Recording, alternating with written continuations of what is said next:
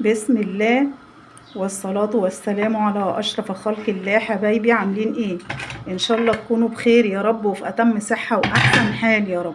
دعوة لمرضانا يا جماعة ودعوة لأمواتنا.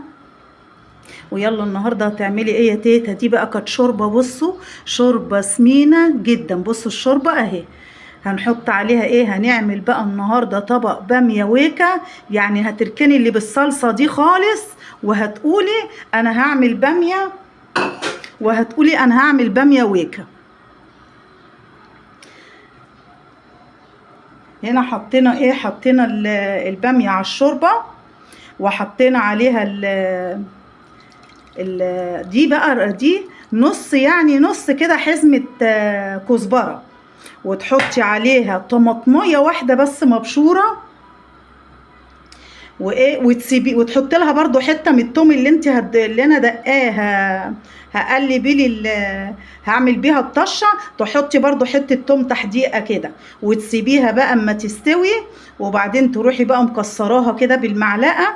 هتبقى حب طبق باميه ويكا. بصوا 10/10. هتركني اللي بالصلصه دي خالص وهتقولي هعمل الويكا دي. بتبقى خفيفه وبتبقى حلوه، دي بتبقى طعمها جميل جدا. دي بقى ايه؟ دي حته تومه كده من اللي انا دقاها، توم على فلفل دقاه. هعمل بيه الطشه. خدنا منها حته برضو حطيناها كده ونقلبها ونسيبها بقى، تغطي عليها بقى وتسيبيها لما تستوي، وتروحي مكسراها بالمعلقه. وهتشوفوا هنعمل لها ايه تاني ان شاء الله. بص الشوربه عشان سمينه هتبقى جميله جدا حبايبي. كده ايه؟ هي كده ايه؟ استوت بالمعلقه بقى. وتروحي كده اهوت في ايه؟ بصي في جدار الحله كده اهو، وتروحي ايه؟ مكسراها. في الصعيد بقى حبايبنا في الصعيد يقولوا على المفرك زناده، يفركوها. اما انا مش عايزه افركها عشان ايه؟ السيل بتاعها دوت ايه؟ ما يتقلش. انا بكسرها كده بصوا بكسرها بالمعلقه كده في جنب الحله. هي ام ادهم من غير طماطم. انا كنت بحب ايه؟ ازود لها طماطم شويه. انتي قلتي لا مش عايزاها بطماطم يا ام ادهم، فانا بقى هعمل لك النهارده بقى طبق. ولعلمكم هي ريحتها طالعه جميله من ايه؟ من الكزبره ومن التحديقه اللي انا حطيتها لها كده اهو. بصوا هي بتتكسر اهي، بصوا اتكسرت اهي، بتتكسر اهي كده اهو بالمعلقه كده من غير مفرغ، بالمعلقه كده اهو في جدار الحله، وتروحي ايه؟ مكسره اهي.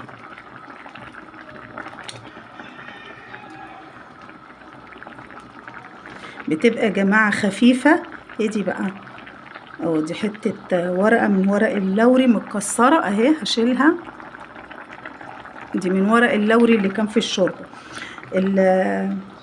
بتبقى خفيفه وبتبقى جميله. خلي بالكم عن اللي هي ام صلصه دي، بتبقى خفيفه وبتبقى جميله جدا حبايبي. كسرتها كلها اهي، اتكسرت من غير مفرق ومن غير حاجه عشان ايه؟ ميتها ما تتقلش. بصوا اهي هي اتكسرت اهي وبقت جميله. يلا بقى ايه؟ نعمل لها الطشه بتاعتها كده بقى ايه؟ نروح حاطين عليها حبه كزبره وتقلبي، عشان الكزبره بتتحرق اوان، فالواحد ايه؟ ما بيحطهاش الا لما التومه بتحمر كده. يلا تسمي بقى وتسلي على الرسول، وتروحي شايلها وتقولي بسم الله الرحمن الرحيم. وشك يا معلم.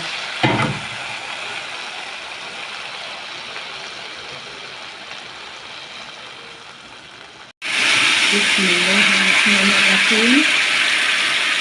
تروحي ايه؟ ترشاها حبة بامية ويكا بقى. بسم الله ما شاء الله، عسل عسل.